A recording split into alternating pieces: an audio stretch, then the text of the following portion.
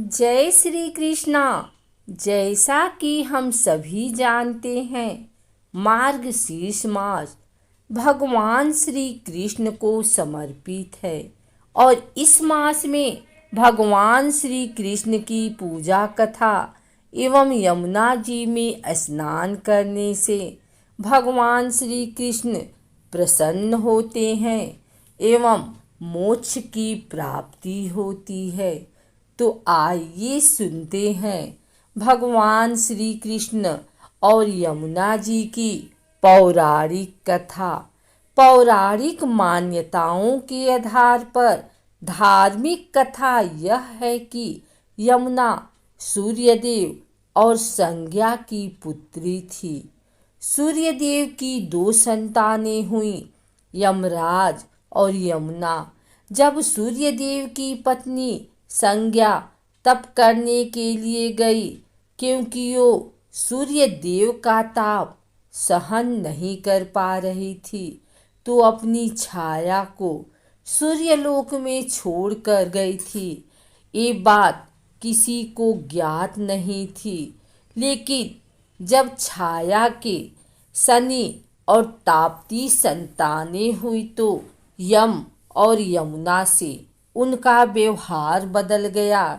माता से विमाता जैसा व्यवहार से खिन्न हो यम ने यमलोक में रहना शुरू कर दिया।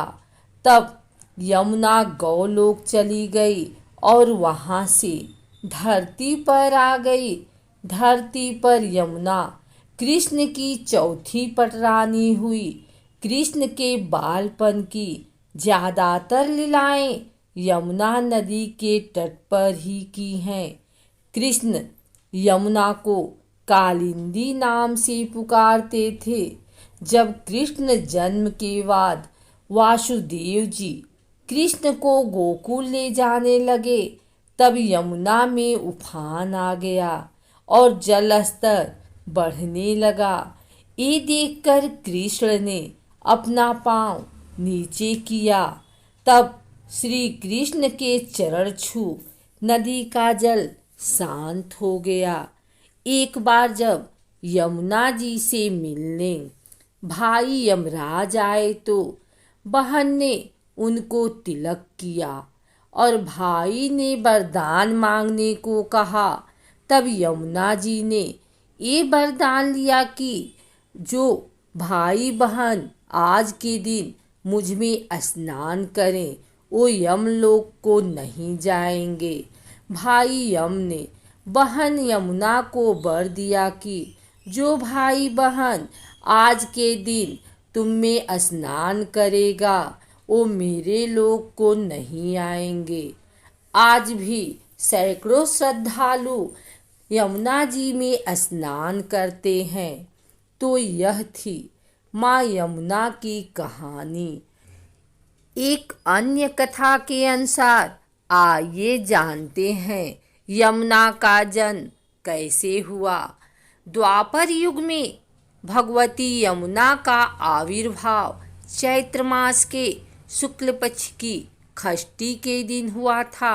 अतः यह पावन तिथि यमुना जयंती के नाम से प्रसिद्ध हो गई।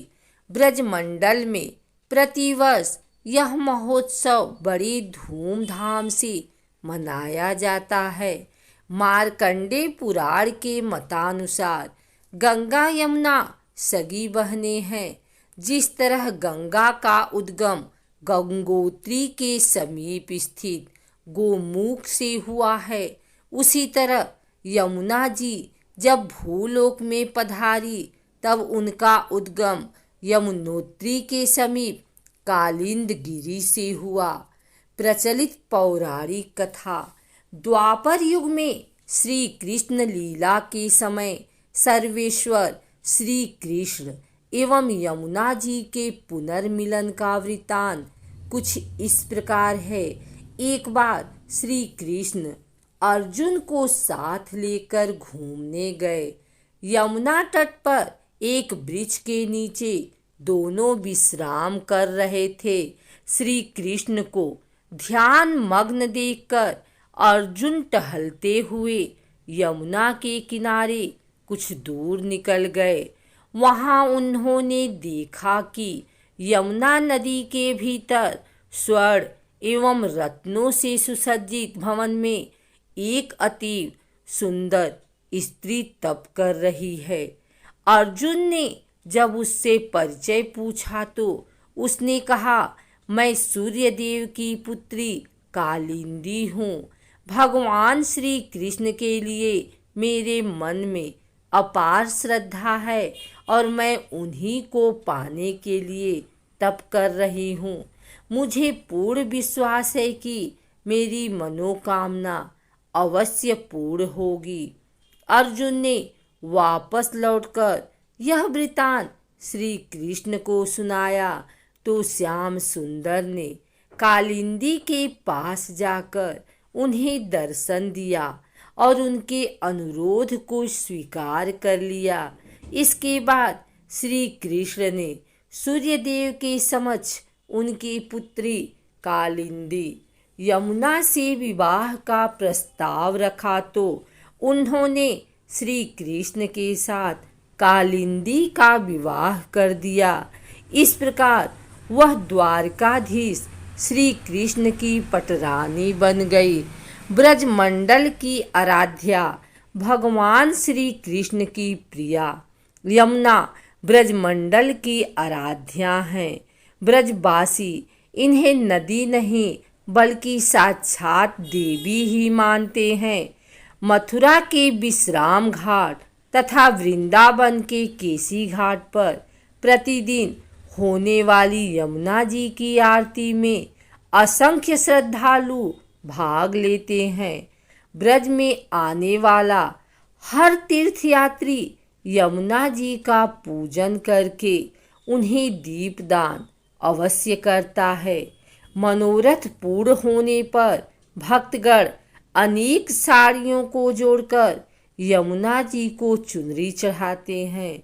ब्रजमंडल में ठाकुर जी का स्नान तथा उनके भोग की तैयारी यमुना जल से ही होती है। श्री नाथ जी का श्री विग्रह ब्रज से मेवाड़ भले ही पहुँच गया हो पर उनकी सेवाओं में केवल यमुना जल का ही प्रयोग होता है। आज भी मथुरा से नित्य यमुना जल सुरक्षित पात्रों में भरकर श्री नाथ द्वारा भेजा जाता है। यमुना जी का वाहन कछुआ है।